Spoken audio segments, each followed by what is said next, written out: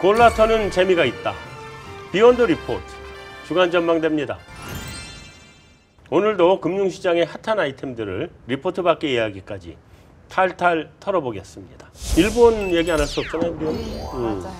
3분기 그 GDP 성장률 잠정치, 소위 쇼크를 기록을 했는데. 그렇죠. 플러스 날 줄 알았는데 마이너스가 또 나버렸죠. 네. 쇼크 요인이 뭐예요? 그 숫자 나온 걸로만 보면은 이제 주거용 건설 투자 쪽이 많이 감소를 했더라고요 보니까요. 그 부분이 좀 그 증가를 안 하고 감소를 많이 했다는 얘기는 내수 경기에 자신이 없는 게 아닌가 하는 그런 생각이 들고요. 조금 더 근본적으로는 사실 그 아베 총리가 이제 엔 약세라는 거를 강하게 추구했던 그 목적에는 수출에서 좀 돈을 많이 벌어가지고 내수 쪽을 살리자 그런 의도가 있었는데 수출 물량이 지난 2년 동안 거의 늘지를 않았습니다. 전 세계적으로 어떤 나라든지 지금 뭐 일본이 수출을 하겠다고 하는데 그걸 마음 편히 받아줄 나라가 없지 않느냐는 생각이 들고요.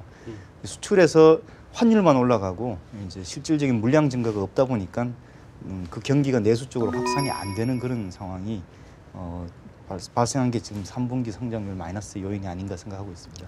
사실 얼마 전까지만 해도 굉장히 긍정적인 분석들이 많았잖아요. 아베노믹스 네. 뭐 반은 성공한 거다. 근데 너무 또 분위기가 좀 갑자기 좀 바뀌는 것 같아요. 그래서 일각에서는 뭐 재고 감소가 이제 주요한 원인이었다. 그래서 뭐 괜찮을 거다. 그런 얘기도 나오던데 그 재고를 다시 만들어 채워야 되니까. 네, 그 부분은. 근데 GDP의 재고 항목은 우리가 흔히 생각하는 그 재고랑은 다르기 때문에요. 알 수가 없습니다. 그 재고 투자는 재고 조정으로 보통 하지 잘 안 나오긴 안 나와요.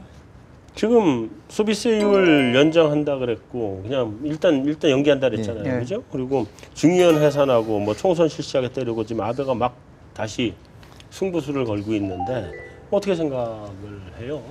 그건 정치인으로서의 아베를 생각해 보면은 뭐 그럴 수밖에 없지 않냐는 생각이 듭니다. 일단 자기가 이제 국민들한테 요구한 거는 내가 엔화 약세라는 걸 통해 가지고 수출을 살려 가지고 그 돈으로 내수까지 일자리도 만들고 가계 소비를 할 수 있도록 해줄 테니까 조금만 참아주시오라고 일본 국민들한테 사실은 이야기한 겁니다. 이제 2년을 참았는데 이제 빈손이다는 거죠.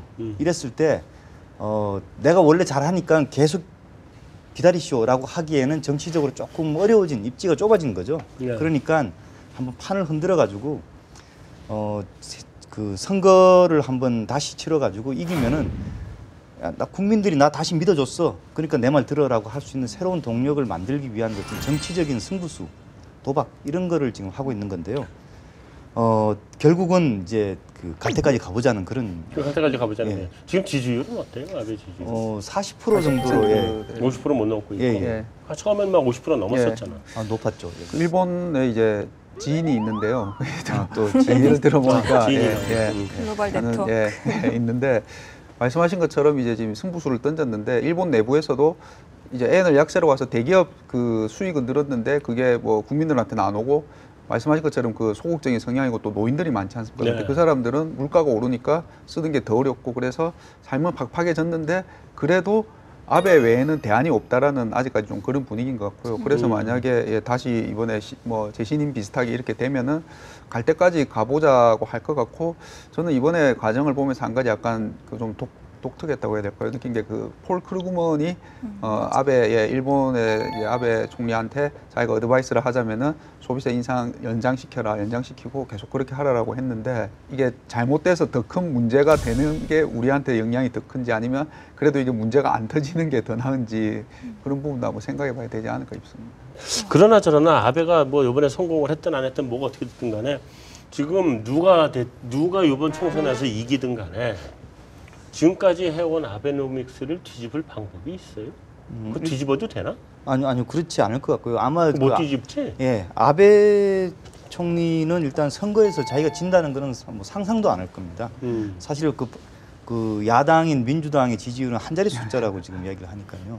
네. 근데 다른 사람이 된다고 하더라도 총리가 아베가 떨어지고 다른 사람이 된다고 하더라도 지금까지 해온 아베노믹스의 이 정책을 뒤집지는 못하는 거 아니냐. 호랑이 등에 올라탄 거죠 일단. 그러니까 누구든지 올라탈 수밖에 없는 거죠, 아니? 내리면 호랑이한테 죽으니까 타고 있어야 됩니다.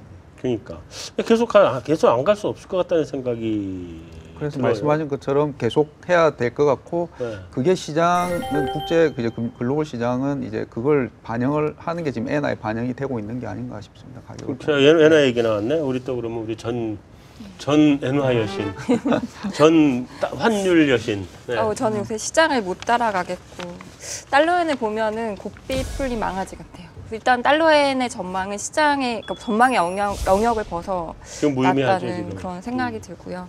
근데 보면은 말씀하셨듯이 약간 그 리스크를 좀 시장이 반영을 하면서 CDS 프리미엄 좀 13개월날 최고치로 올라가고 일본 쪽에 그런 상황인데, 근데 사실 그 레벨이 정확하게 얼마인지 모르겠지만 결국은 이제 그 일본 당국도 속도에 대한 부담은 가지고 있을 것 같아요. 그래서 110엔 올라설 때도 한번 코멘트를 한 바가 있었고, 뭐 지금 일단 어쩔 수 없는 상황이기 때문에 일단 방관을 하고 있는데, 그러니까 만약에 이제 그 레벨이 한 120엔 정도 된다고 저는 일단 생각을 하거든요. 그래서 만약에 그 120엔 위로 엔화가 막 급등을 한다면은 그게 일본 정부가 용인하는 거라기보다는 시장 자율적으로 막 가는 흐름이라고 생각이 돼요.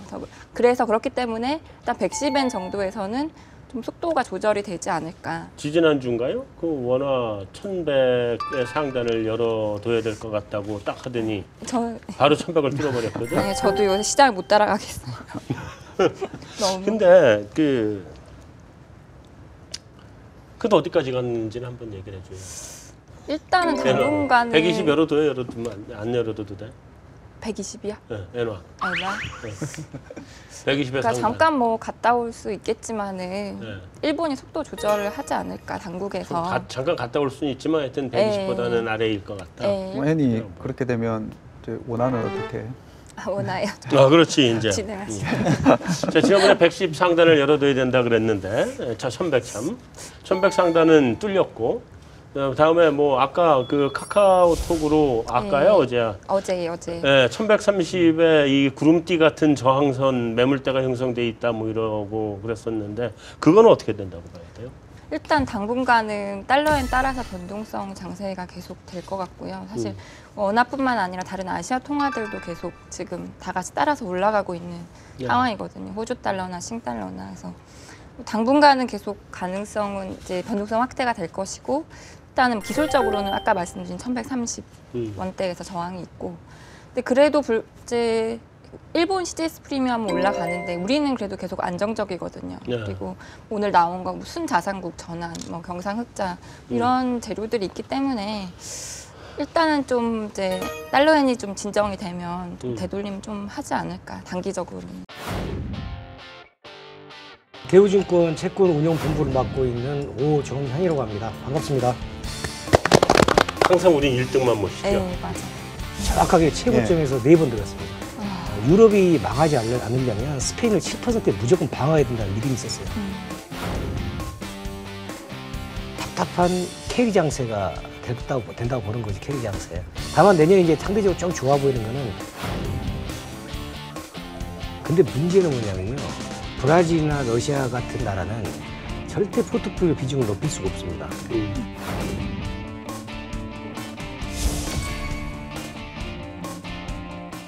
채권 딜링의 최강 오정현 본부장에게 듣는다. 한번 들어보죠. 뭐 지금 계속 수익률이 좋고 뭐 1등하고 그러신다는데 뭔가 특별한 전략이 있는 건가요? 어떤 건가요? 사실 이렇게 급변한 시장에서 전략이라는 거는 큰 의미는 없는 거 가지고요. 네. 중요한 건 이제 어떤 시스템을 갖고 활용하느냐 그런 부분하고, 또 하나는 얼마나 분석한 만큼 과감하게 이행할 수 있느냐 이런 부분이 가장 중요하다고 생각을 합니다. 네, 그런 부분에 있어서 저희들이 좀 타사보다 강점인 거는 대표적으로 좀 이행 능력이 좀 낮지 않느냐 네, 그런 생각을 좀 하고 있습니다. 이행 능력이 훨씬 좋다. 예.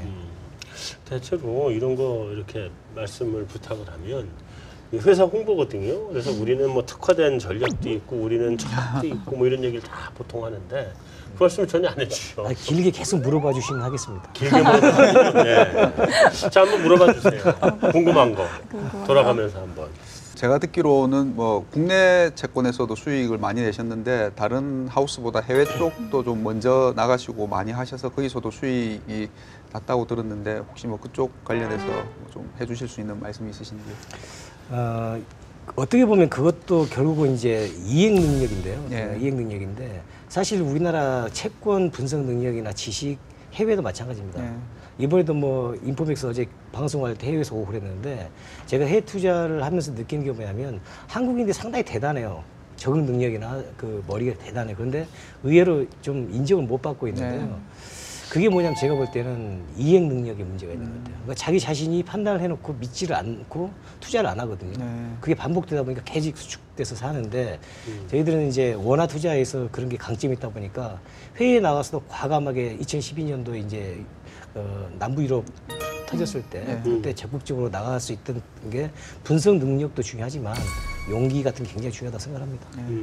저도 사실은 그 얘기를 그 아주 신화 같은 얘기를 들었었어요. 예, 뭐 스페인이라든가 이런 나라들 채권 금리가 지금은 굉장히 낮잖아요, 지금. 근데 그게 7%를 막 넘나들 때 혹시 그때 정확하게 찌르셨나요? 예, 정확하게 최고점에서 4번 들었습니다. 바닥 치고 올라오고 바닥 치고 올라갈 때 왜냐하면 제 내부 분석상 유럽이 망하지 않으려면 스페인을 7%에 무조건 방어해야 된다는 믿음이 있었어요. 그렇기 때문에 7%를 항상 돌파하게 되면 항상 들어갔고 그런 것들이 이제 초반에 돈을 좀 벌다 보니까 나중에 더욱더 용기가 되고 그래서 선순환을 많이 탔던 것 같아요. 지난주에 우리 저희 주간전망대에서 채권 애널리스트들 이렇게 불러가지고 수다도 좀 듣고 애환도 듣고 또 그 중에 누구 하나는 그 한우 고기 세트를 우리 그 전승지 연구원 그렇게 억울하게 만들면서 다른 사람이 가지고 가고 하기도 했는데 애널들이 그렇게 애환이 있을 정도면 채권도 좀 애환이 있는 거 아닌가요? 딜링도? 가장 힘들었던 건 어떤 게 힘들었었나요? 사실 올해는 제가 대우증권에 와서 고유 자산을 오용한 이후로 네. 가장 편안하게 돈을 벌었던 해인 것 같아요. 다만 이제 올해 초에 골드만삭스 금리 전망 레포트 때문에 시장이 한번 혼란된 적이 있었잖아요. 비춰였죠. 네. 그때 저도 순간 많이 당황을 했어요. 그때 근데 잠깐이었지만 그때 좀 고생을 했고 고생이라기보다는 좀 심적으로 좀 그랬죠. 그리고 나서 다시 이제 그 당시 대신에 우리는 해외 투자 쪽에 돈을 많이 벌고 있었을 때 국내는 안 좋았지만 심리적으로도 괜찮았고 근데 그 이후로 계속 저희들이 사실 금리 인하 대비도 좀 빨리 됐었어요. 그래서 이제 그 이후로 사실은 뭐 큰 변화 없이 쭉 왔는데 사실 애널이 더 어려울 때도 있어요. 애널이. 왜냐면 우리는 우리의 비율을 숨기면서 조용히 갈 수 있지만 애널은 자기 이야기를 막 떠들고 다녀야 되기 때문에 함부로 바꾸거나 유지하거나 하기가 자기 스스로 안 되는 게 되게 많거든요. 일단 이게 시장과 맞서지 말아라 뭐 이런 얘기 하잖아요. 주식시장에서도 그렇고. 그래서 저는 주식시장에서 항상 시장하고 맞서다가 항상 깨지고 손해보고 나오는 편이긴 한데 도대체 그 시장 슬픈 얘기. 자 어쨌든 이 시장이라는 건 도대체 뭐를 보고 시장이라 그러는 거예요? 어떤 뭐 지표들을 봐야 될 거 아니겠어요? 그게? 저는 이제 시장이라는 표현이라는 게 참 재밌다고 생각하는데요. 네. 예를 들어서 한국은행에서 보는 시장이라는 개념하고 우리가 보는 시장이라는 개념하고 서로 시장이라는 느낌이 다른 것 같아요. 근데 이제 FMC 같은 경우도 사실 채권 시장에 대해서 굉장히 신경을 많이 쓰거든요. 네. 근데 그게 진짜 합리적인 행동이라고 생각합니다. 왜냐하면 시장이라는 것 자체가 많은 사람들이 다양한 상품을 가지고 만나서 거래하는 장소잖아요. 근데 이 다양하고 많다는 게 무슨 뜻이냐면 우리가 사실 돈을 운용하는데 우리 회사의 돈이 어디서 왔을까요? 펀드의 돈이 어디서 왔을까요? 자금 소스가 다 있단 말이죠. 그 경제 활동의 결과로 모인 돈들이 흘러가는 곳이에요. 그러니까 이건 예측보다 앞에 있다고 믿으면 되거든요. 사실 우리는 경제 지표 갖고 추정을 하지만 돈의 흐름은 현재 피가 돌고 있는 모습과 똑같은 거예요. 그래서 시장이라는 것은 투자자도 개인 투자자도 시장이고 펀드 운용자도 시장이고 정부도 시장이고 해외도 시장 모든 게 다 시장입니다. 살아 숨쉬면서 나하고 관련된 모든 게 시장이에요. 근데 그 중에서 가장 중요한 건 뭐냐면 사람들이 자기가 뭔가 판단할 때 자기 입장에서 판단하잖아요. 근데 자기가 모인 돈을 기준으로 판단한다고요. 어떤 사람 성격인지. 그걸 가지고 이 사람이 어떻게 미래를 대처하고 변동의 원인을 분석하고 하는 게 전 시장이라고 생각합니다. 자, 그러니까 이제 나는 이래서 주식 투자하면 무조건 깨지기만 하는구나 하는 거 오늘 깨우쳤네. 나는 이게 경제학적으로 시장을 보다 보니까 시장 속에서의 시장 보는 뷰하고 뷰가 다른 것 같으네 아무리 봐도.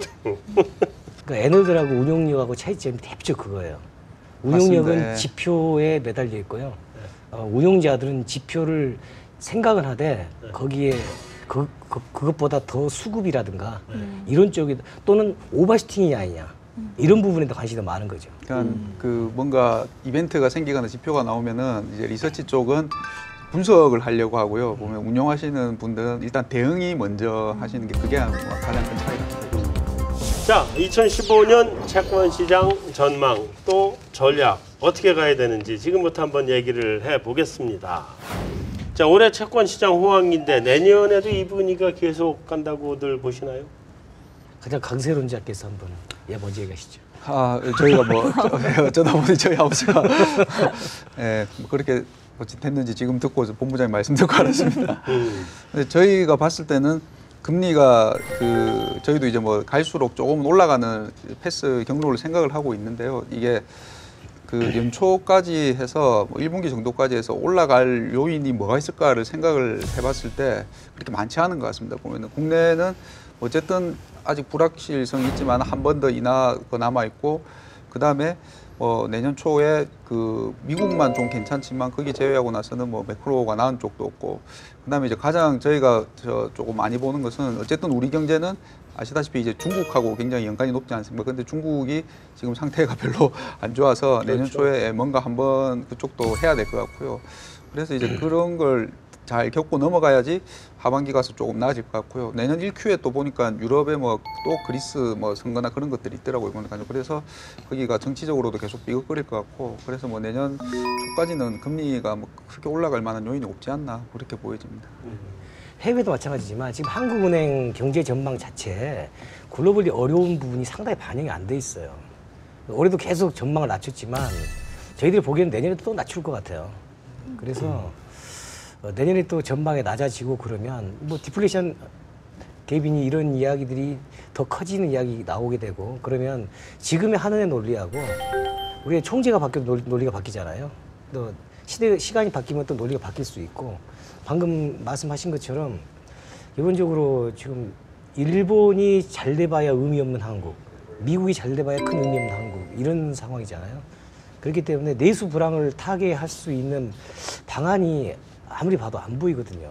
근데 수출도 내년에 그닥 좋을까라는 의심도 들고 그러면 전망이 아마 바뀔 개연성이 생기면서 아마 다시 한번 담론이 나오지 않을까 생각합니다. 한번 또 그 담론이 나올 것 같다는 게 저도 사실은 뭐 전적으로 동의하는 바이고요. 이제 금리 인하도 이야기 나올 것 같고, 근데 이제 저는 그 이야기들이 어쩌면은 뭐 비정규직 문제라든가 이런 가계 소득을 진짜 직접적으로 높여줘야 되는 방안 쪽으로 옮겨가지 않을까 하는 그런 느낌이 좀 있어요. 그래서 금리는 사실은 금리 인하를 하는 거는 저는 뭐 야외 온천에서 이제 날씨가 추워서 물이 식고 있는데 뜨거운 물 2바가지를 부은 거라고 생각해요. 그렇다고 해서 그 물이 뜨거워지지는 않지 않습니까? 전체적으로. 식는 거를 조금 늦췄을지는 모르겠는데 진짜 이걸 뜨겁게 만들려면은 제대로 된 케인지안 정책들이 나와야 되지 않냐는 생각이 듭니다. 자, 내년은 어쨌든 올해처럼 이렇게 수익이 많이 나지는 않을 거다. 뭐 이런 얘기들이 있어요.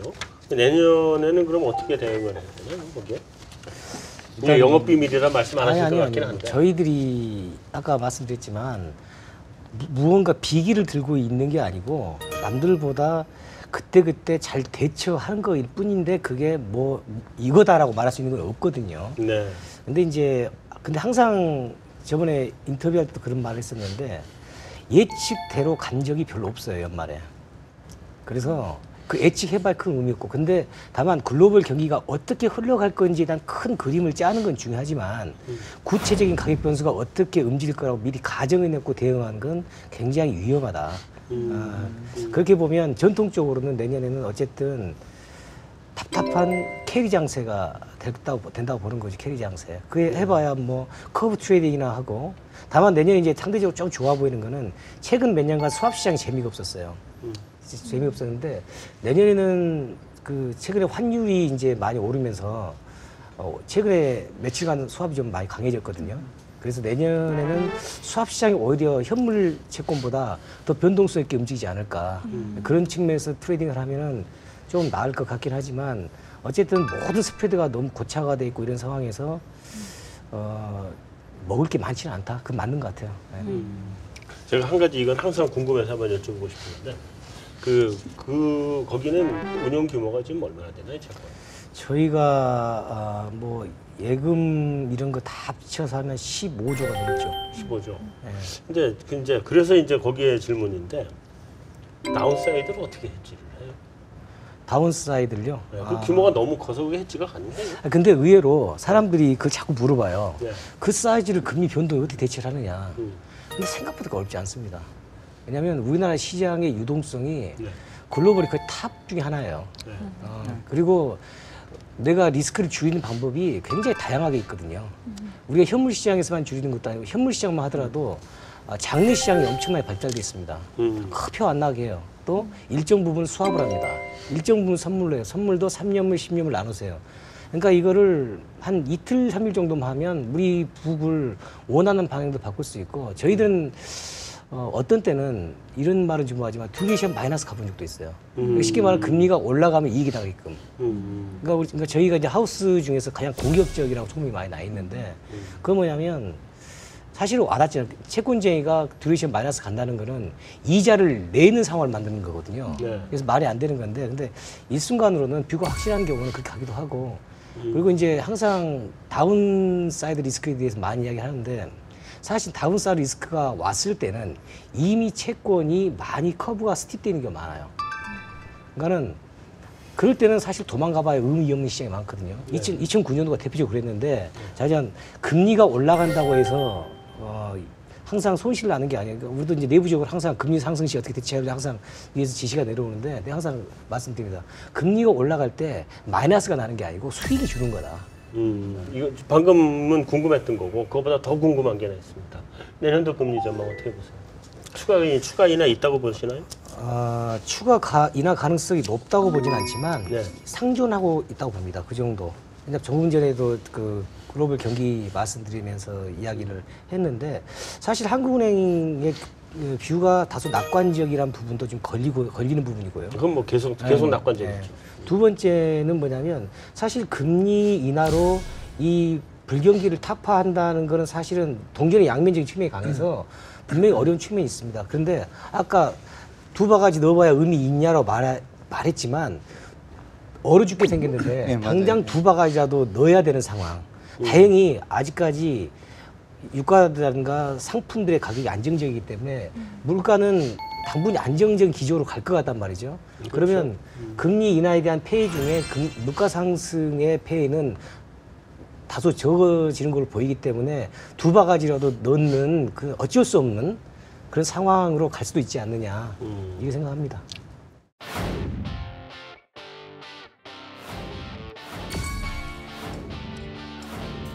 뭐든지 하겠다라고 했는데 그게 굉장히 즉흥적인 N 약세를 한층 더 일찍 정세가 바뀔 수 있기 때문에 오늘의 특별 프로 우리 채권 시장의 베스트 마우스를 뽑는 그 시간을 한번 가져보도록 하겠습니다. 이 말 가지고 시장에 크게 영향을 미치는 사람들이 몇 있잖아요. 우리나라에도 있고 해외에도 있고 특히나 해외는 말만 가지고 영향을 미치는 사람도 있거든요. 이 아주 유명한 사람 하나 있잖아요. 누구를 염두에 두신지 알겠습니다. 네, 있잖아요. 그래서 우리가 이런 사람들을 이름해서 그 채권 시장의 베스트 마우스다.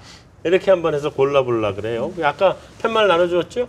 예. 2014년에 가장 영향력을 끼친 베스트 마우스가 누군지 일단 한번 우리 김상훈 연구원부터 손 들어줘 보세요. 2014년. 예, 저는 실명을 거론하기는 좀 그렇고요. 예. 예, 뭐 다른 분들이 다 하실 것 같고 이 이제 일화와 관련된 분이 두 분이 계신데 그 중에 이제 한 분은 뭐 다른 분들이 많이 말씀해 주실 것 같고요. 이제 한은 총재님이 이제 올해 새로 이제 오셨는데요. 그 임명 초기에는 그 뭐 다 아시다시피 이제 뭐 향후 바뀌면은 이쪽이다 이러고 그러니까 나름 그게 뭐 맞고 틀리고를 떠나서 이제 그 시장과 소통해야 된다, 시그널을 줘야 된다는 거는 굉장히 좀 많이 신경을 쓰신 것 같습니다. 근데 조금 너무 많이 신경을 쓰시다 보니까 예, 조금 예, 그렇게 한 부분이 안타까운데요. 예, 그래서 저는 올해 이제 베스트 마우스로는 저희 뭐 채권시장에서 뗄래야 뗄 수 없는 예, 한은 총재님으로 척하면 척. 그분이. 예. 그분 별명이 척하면 아니 척. 이게 이제 예, 아마 아니면 이거는 그분이 그 미국 이름이 척인 모양이에요. 이게 아마 호주에서 생긴 예, 맞습니다. 일이죠? 예, 예. 거기서 여기 이제 다른 분들이 많이 말씀해 주신 그분이 이걸 네. 말씀하셔서 국회에서도 아마 이게 언급이 됐었죠. 보면. 예. 그래요. 오케이. 그럼 우리 전승지 여신은? 저 너무 부끄러운데 이 편집 꼭 안 해주시면 좋겠는데.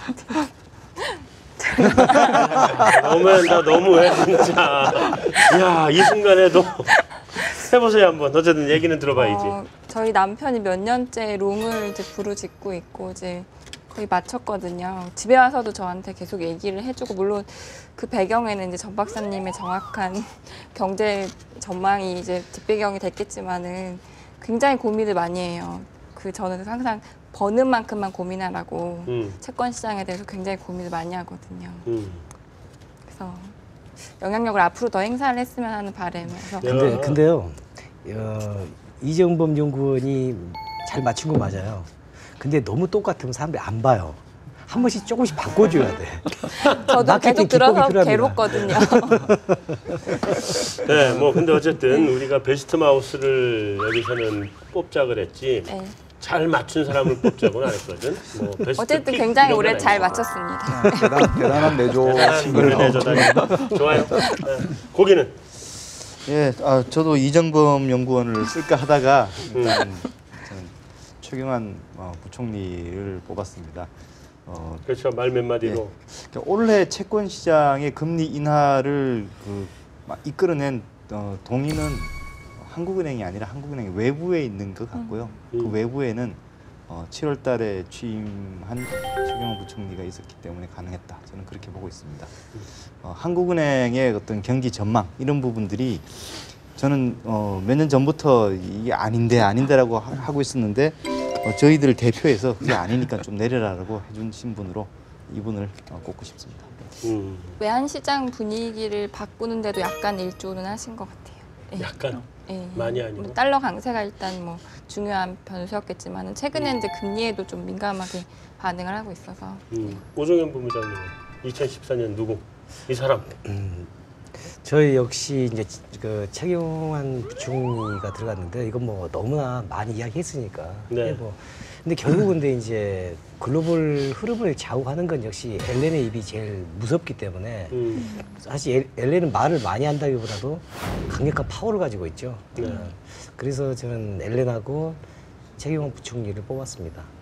좋습니다. 자, 우리 2015년 얘기 한번 그러면 또다시 똑같은 순서로 가는데 굉장히 짧게 설명을 하고 가도록. 알겠습니다. 예, 뭐 설명이 필요 없을 것 같고요. 앞에서 본부장님이 말씀을 많이 해주셔서 2015년에도 이분 이제 말씀뿐이신 말이요. 얼마 전에 좀 재밌는 기사를 봤는데요. 가이터너 전 미 재무장관이 이분에 대해서 일화를 얘기했는데 이분이 이제 가장 이걸로 뜬 유명한 이제 뭐든지 하겠다라고 했는데 그게 굉장히 즉흥적인 발언이라고 가이터너 장관이 얘기를 하더라고요. 그만큼 그런 발언을 즉흥적으로 하실 분이니까 내년에 지금 이제 유로존이 어쨌든 어떻게 하느냐가 굉장히 이슈지 않습니까 보면. 그래서 이분의 내년에도 활약이 계속 이어지지 않을까 좀 그렇게 생각이 됩니다. 그럼 베스트 마우스가 아니라 월스트 마우스 쪽으로 가야 되는 거 아닌가요? 하여튼 마우스로는 베스트야. 네. 마우스로는. 나머지는 모르겠어 난. 자, 우리 전승재 씨. 예, 저는 최경환 부총리. 아유, 다행이다. 뽑았고요. 이번에도 또 남편 이름 쓸 줄 알았는데. 제 양심이 있기 때문에. 일단 아까 이제 말씀하셨잖아요. 이제 하늘은 할 만큼 했고 정말 이제 정부가 구조 개혁을 해준다거나 또 임금을 인상해 준다거나 그런 이제 노력을 해서 이제 좀 금리를 좀 더 안 빠지게 해주면 경기도 좀 살아나게 해주면 좋겠다는 측면에서 이제 그 구조 개혁의 발언들을 통해서 이제 좀 시장을 변화시켰으면 하는 바람이. 시장을 또 이끌고 가실 거다. 예. 거기 2015년. 예, 저는 일본 아베 총리로 선정했습니다. 그냥 가능한 얘기죠. 예, 아베 총리로 한 이유는 이제 어차피 아마 뭐 다음 달 총선 또 재집권 하겠죠 하면서 N 약세를 한층 더 가일층 더 밀어붙일 가능성이 큰데 그게 이제 우리나라에 어떤 식으로든지 큰 영향을 줄 것 같아요. 그러니까 그 환율에도 물론 당연히 영향을 주지만은 통화 정책에도 또 N을 지금 추정해야 되지 않겠냐 이런 그 움직임이라든가 이런 부분이 영향을 줄 수가 있기 때문에 비록 아베 총리가 직접 말을 하는 건 아니지만 이제 보이지 않는 그거는- 입에서 나오는 그 파워가 굉장할 거라는 생각에서 아베 총리라고 저는 선정했습니다. 네, 우리 그 오 본부장님께서 한번 종합 마무리를 해주시면.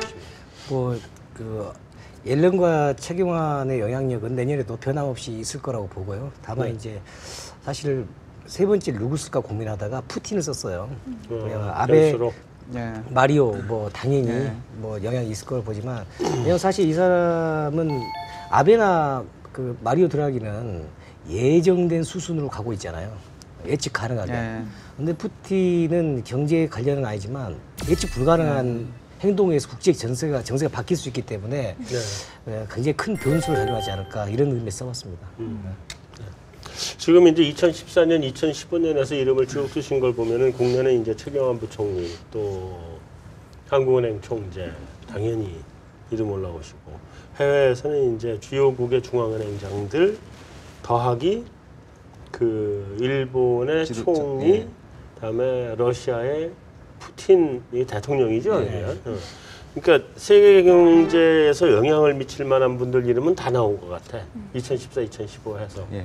그거는 뭐냐면 어쨌든 내년에도 이런 사람들이 뭐를 어떻게 하는지를 우리가 예의주시하고 살아야 내년에 망하지 않고 성공하는 애널리스트 또 성공하는 채권운용본부장으로 살 수 있을 것 같다. 이렇게 마무리를 하면 될 것 같습니다. 그죠? 해외 채권 투자 지금 수요가 지금 늘고 있는 거죠, 지금. 근데 대우는 오히려 지금 줄여가고 있고 이런 거 아닌가요? 이제 줄이는 그렇습니다. 뭐냐면 우리가 수익률과 함께 수익 금액이 중요하죠. 네. 근데 이제 수익 금액을 내려면 과거에 예를 들면 우리보다 높은 금리가 있고 특히 이제 유럽이 재밌었던 게 유럽은 장단기 금리가 굉장히 스티브했어요. 그러니까 뭐냐면 한 4년짜리, 5년짜리 그 채권을 들고 1년만 버티면 자체적으로 금리 강해지는 현상이 굉장히 강했거든요. 이제 그런 것들이 근데 지금은 다 없어졌어요. 그래서 우리가 투자한 비용을 뽑기가 힘들다는 거죠. 그래서 이제 줄인 거지만 그렇다고 해서 시장 전체가 뭐 금리가 오를 거다고 해서 줄인 거하고 약간 다른 개념이죠. 상대 가격 때문에 줄인 거지. 네. 네, 그래서 이제 투자처를 바꾸는 문제를 고민할 타이밍인 거죠. 그 연기금이나 뭐 보험 생명사들은 그러니까 데이터를 보니까 12년 하반기부터 계속 늘어나고 있더라고요. 앞으로도 계속 늘릴 수밖에 없는 상황이고, 그러면 그런 이제 기관들은 어떻게 대응을 해야 되는지. 어떻게 보면은 우리나라의 연기금들이 해외 투자하는 건 제가 보기에는 일정 부분은 좀 떠밀려서 하지 않았느냐 생각을 좀 해요. 왜냐하면 국내의 채권 장기물을 제가 보기에는 필요한 만큼 못 샀거나 못 구했거나 했기 때문에 이번에도 국민연금에서 한국 채권 비중 늘리지 않겠다 이런 이야기 하는 거는 물론 나름대로 전략도 있겠지만 사실은 이제 너무 금리가 내려가서 지금 사느니 차라리 글로벌 포트폴리오를 통해서 다른 수익을 구축하려는 계획을 잡는 게 어떻게 보면 현명할 수도 있고 어떻게 보면 반반인 것 같아요. 밀려서 하거나 또 이런 거죠. 핑코에서 뭐 이머징 쪽을 좀 베이스로 해서 얘기를 한 것 같다고 말씀하셨는데요. 이 이머징의 이제 대표적이라고 할 수 있는 뭐 브라질이나 러시아를 저쪽은 조금 오히려 더 약간 메리트가 있다고 보는 것 같은데 우리보다 그런 이머징 그쪽 부분은 어떻게 좀 생각을 하시는지? 그러니까 사실 이제 러시아하고 브라질 이야기를 했던 것 같은데요. 사실 지금도 저희들이 브라질은 하고 있어요. 예. 근데 문제는 뭐냐면요. 브라질이나 러시아 같은 나라는 절대 포트폴리오 비중을 높일 수가 없습니다. 포트폴리오 아주 일부일 뿐이에요. 등급도 있고 유동성 문제, 환 문제 이런 것 때문에. 근데 투자를 하지만 우리가 남유럽 가서 독일, 프랑스, 뭐 이태리 뭐 수억 불씩 그때 투자를 했던 상황하고는 비중 자체가 그래서 줄이는 거예요. 그쪽은 신흥시장은 가봐야 그렇게 큰 비중 어차피 못하기 때문에. 근데 러시아는 참 골치 아픈 게 저희도 러시아하고 브라질 간에 롱숏을 계속 고민하고 있어요. 롱숏을. 왜냐하면 어쨌든 간에 그 미국 금리 인상의 여파에 따라서 같이 움직이기도 하고 또 하나는 같은 자원국으로서 움직이기도 같이 움직이기도 하고 다만 근데 이제 러시아는 약간 패권하고 관련된 부분도 좀 있잖아요. 있죠. 네. 그래서 둘 간의 롱숏을 하면 금리 인상 리스크는 좀 제거되면서 상대적으로 높은 금리, 좋은 커브 이런 거를 골라낼 수는 있다고 생각을 해서 러시아가 중요한데 그 완전 노셔널리 그걸 굉장히 넓게 투자하는 거는 모르겠어요. 그런 자금이 얼마나 모일지 핀코에서도 그건 좀 의심스럽긴 하네요. 아무튼 관심 있게 봐야 되는 시장 분명 맞지만 저기서 찾는 수익은 어차피 제한적일 수밖에 없다. 환관리는 그러면 어떻게 하시는, 그런 국가들에 투자하실 때 환관리는 어떻게 하시는 건지? 저희들이 대충 로컬 채권을 투자를 할 때는요, 일정 부분 열어요. 이제 지금 같은 경우 예를 들면 제가 브라질 투자를 하는데 한국 원화하고 연동도 해놓습니다. 그러니까 최근에 브라질이 환이 많이 올랐죠. 굉장히 많이 올랐는데 그 상처가 덜한 게 한국도 많이 올랐거든요. 그러니까 같은 이머징 간의 연동 관계 때문에 어떤 관계는 100% 해칭해야 되는 관계가 있지만 어떤 거는 상관관계를 봐서 적당히 풀로 안 하는 거죠. 그러면서 내외 금리 차를 따먹기도 하고 그러면서 환손실 나는 걸 커버하기도 하고. 그러니까 이게 우리가 이제 생각에 살 수 있는 방법들이 굉장히 다양해요.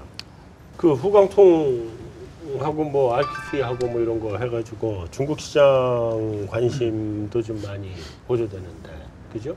뭐 굉장히 많이 샀었죠 얼마 전에. 근데 중국은 어떻게 접근해야 되나요? 후광통하고 RQP는 좀 많이 차이가 난다고 보는데요. 네. 후광통은 당연히 저렇게 절찬리에 될 가능성이 높다고 보고 있고요. 근데 RQP는 사실 이제 너무 늦었어요. 의미가 없어요. 실질적으로 우리가 위안화 채권을 진작부터 살 수 있었어요. 우리도 오래전부터 투자를 했고. 근데 불과 올해 봄까지만 하더라도 위안화 채권이 금리도 다소 높고 그리고 스왑 포인트도 유리했기 때문에 국내에 들어와서 환해지를 하면 동일 등급 때문에 상당히 높은 어떤 차익거리가 존재했었거든요. 근데 지금은 근데 그게 존재하지 않아요. 우리가 이걸 갖고 RQP를 갖고 물건을 사온다 하더라도 국내 금리 대비 이제 별 메리트가 없는 시장이 바뀌었습니다. 그리고 더군다나 RQP라는 게 함정이 물론 세금 문제 이런 것 빼고라도 사실 RQP 들어가서 채권을 산다고 했을 때 과연 그 펀드들이 중국에 가서 얼마나 채권을 살 수 있을지 개인적으로 의심스러워요. 중국 채권 시장이 다른 나라하고 다르거든요. 채권, 그렇죠. 거기는 완전 인트라뱅크 마켓이에요. 우리나라 지금 증권회사 중개하거나 그런 시장이 아닙니다. 그래서 채권 구하기 힘들고 아시다시피 중국은 또 일반 회사는 투자하기 힘들어요. 재무제표를 전 믿을 수가 없기 때문에. 그래서 투자해봐야 정부 산하기관 이런 정도거든요. 본부장님 말씀하신 것처럼 이제 저희도 준비하면서 중국 측하고 만나보고 했는데 그쪽에서는 이제 마케팅이니까 조금 세일즈를 이제 하시는데 보면 볼수록 이게 금리가 저희가 이제 준비를 하는 동안에 중국이 이제 뭐 유동성 프로그램 이런 거하고 내년 또 뭐 인하할 수도 있다 이러면서 중국 금리가 뚝 떨어져서 메리트가 줄여버렸고 그래서 크레딧물을 가려고 보니까 거기 신용평가가 우리랑 틀리지 않습니까? 보면 거기 뭐 AA 마이너 이하, AA 마이너가 막 디폴트 나는 그거니까 거기 이하는 그 국제 기준으로는 투기 등급이고 하니까 그래서 좀 그 분명히 뭐 가기는 가야 되는 시장일 수도 있는데 좀 예전보다는 메리트가 줄고 좀 준비를 잘 해야 되지 않을까 그런 생각이 듭니다. 그 오 본부장님 그 여기까지 쭉 말씀하시는 거 보니까 이제 아까 주식 투자는 접는다고 말씀을 드렸고 채권 투자로 좀 돌아볼까 하는 생각이 막 갑자기 드는데 끝물이. 거기는 어떤 상품이 제일 좋은 상품인가요? 지금 제가 보기에 우리나라에 있는 거의 대부분의 투자 상품 중에는 네. 저는 ELS가 가장 높은 상품성을 갖고 있다고 생각을 해요. 왜냐하면 우리가 ELS를 발행하게 되면 ELS 그 파생 상품을 옵션을 프리미엄을 사는 조건 중에 가장 큰 게 내장돼 있는 금리예요. 내장돼 있는 금리. 그러니까 뭐냐면 내장된 금리가 높으면 옵션이 좋은 걸 사올 수 있어요. 고객한테 유리한 거를. 금리가 낮으면 이자가 작잖아요. 그러니까 약간 질이 떨어지는 옵션을 사올 수밖에 없는 거예요. 근데 우리가 지금 ELS를 살 때 제공하는 금리가 증권사끼리 지나친 경쟁에 의해서 너무 높습니다. 일반인들은 절대 살 수 없는 금리를 제공해서 그 옵션을 사와요. 물론 이게 계속 반복적으로 투자를 하게 되면 ELS는 결국은 평균적인 확률 금리밖에 안 나오지만 약간의 선택만 잘해준다면 기본 금리가 높게 구성돼 있고 약간 시장 보는 눈만 있다면 여전히 다른 것보다는 제일 낫지 않나 이런 생각합니다. 그러면 구체적으로 어느 상품인지 나중에 제가 상담을 드리도록 하겠습니다. 네. 우리 항상 그래요. 여기서 더 이상은 안 물어봅니다. 네. 오늘 이걸로 마무리하고 오늘 소감 한 말씀 해주시죠. 아, 제가 뭐 한 수천 명 앞에서도 강연을 좀 해봤거든요. 아, 근데 카메라 세대가 이렇게 긴장시킬 줄은 몰랐어요. 하나 긴장 안 하신 것 같아요. 전혀 안 하신 것 같아요. 근데 뭐 어쨌든 뭐 시장에서 이렇게 유명하신 분들하고 같이 이런 자리 만들어 주셔서 감사드리고요. 뭐 내년에는 채권 시장은 어려워도 좀 나라가 행복해졌으면 좋겠어요. 채권 시장도 좋아야죠. 네. 자, 이걸로 오늘 메인 토크 마무리하고 외신 인사이드는 인터뷰 영상으로 대신하겠습니다. 자, 마무리하죠. 네. 오늘 생각보다 시간이 좀 많이 걸렸어, 그죠? 예. 네, 좀 더 빨리 들을 하기로 얘기 했는데. 그러니까 많아서. 뒷부분이 없다는 거에 너무 우리가 방심했어요. 그러니까 그런 거 같아요. 제가 말을 많이 했나요? 아니, 아니요. 주옥 같은. 자, 네, 여기서 마무리하시죠. 예. 네.